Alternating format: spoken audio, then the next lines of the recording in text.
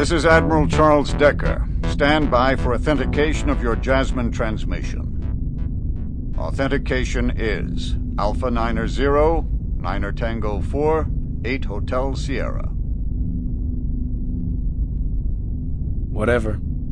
Given the Jasmine coding for this transmission, I assume that this is the Lexington. You've been out of touch for quite some time. Since our last communication with you, we've come across a potential threat to the success of the mission. I need to talk to Captain Dana right away. I'm afraid he's dead. So is the rest of the crew. I'll fill you in on what's happened. Hell, Lieutenant. The situation couldn't be much worse. At least the Dharma was destroyed and the Lexington is back in action. There is a chance that I can continue the mission. Well, Dana did the only thing he could have. Some hope is better than none. But this isn't even a long shot. You have no idea what you're up against. I think the best thing you can do is take the Lexington out to a safe place, perhaps a few 100,000 kilometers away from Persephone, and wait for reinforcements.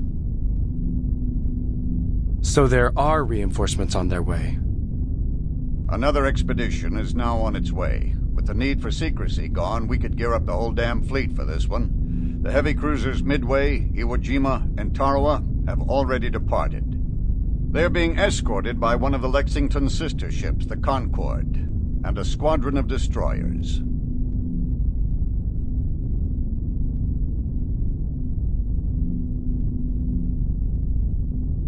There might be more UN ships on the way. We may not have 4 months to wait for another expedition. Well, Lieutenant, that's just the problem. We know for a fact that there are more UN ships on their way. A battle group of frigates, destroyers, maybe even a cruiser or two. They could show up any time now. How can I fight back? You can't, really. You have half the normal complement of active battle drones. The Lexington has sustained serious damage. You have no combat experience. There are no other crew members to help you with weapons control, damage control, navigation, engineering, or anything else. Need I go on? We have to think of a way. The crews of the Lexington and the Jericho died to give me a shot at this.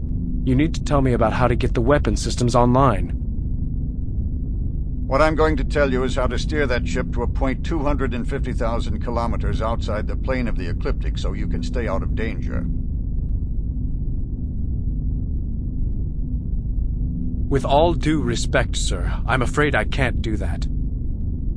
I am giving you a direct order to take the Lexington out of danger. And I'm respectfully declining to obey. I'm going to stay and fight. Who the hell do you think you are, Lieutenant?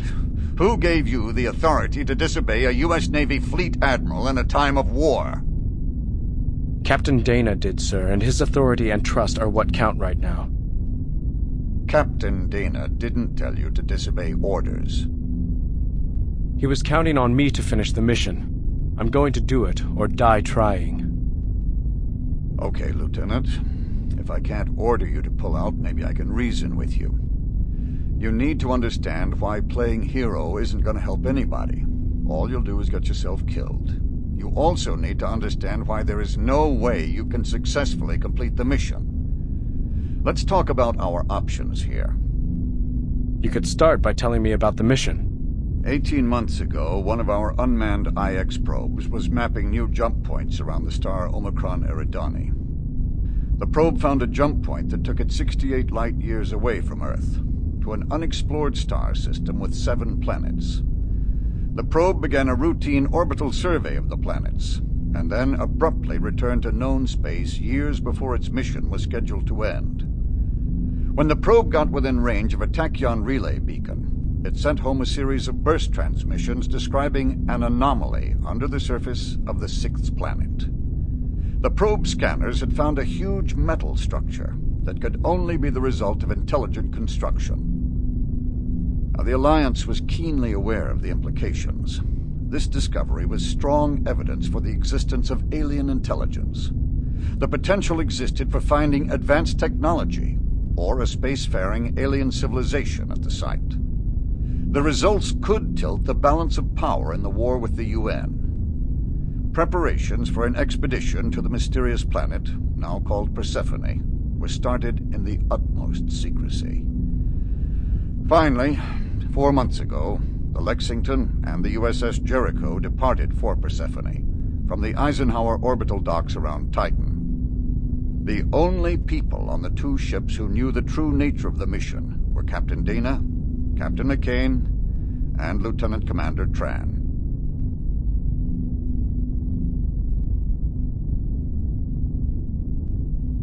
Were any more signs of ET activity discovered? None. The installation on Persephone is it, as far as I know. So what was the purpose of the expedition? What are the mission objectives? The Jericho was outfitted with an array of sensors and special instruments to be used to gather data on the alien installation. She is also carrying a planetary lander, adapted specifically for the harsh conditions on Persephone.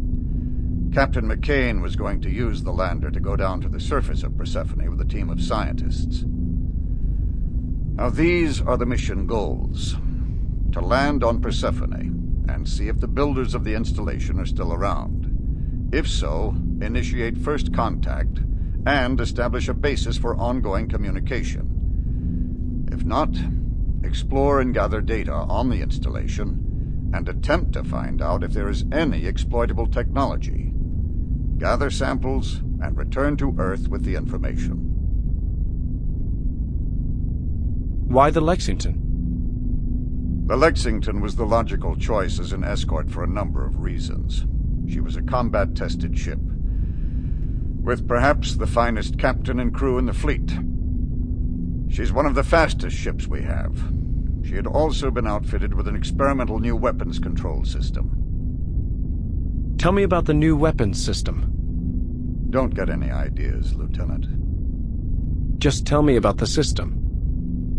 This system is a prototype. The first of its kind. It has not been battle-tested. It also has some serious operational flaws. The purpose of the system is to put humans back in the loop during combat. The system has two components: a neural link from the operator to the ship's main computer, and a drug that actually acts on the brain to allow a direct interface with the computer. The drug speeds up certain brain functions to allow real-time control of weapons during ship-to-ship combat.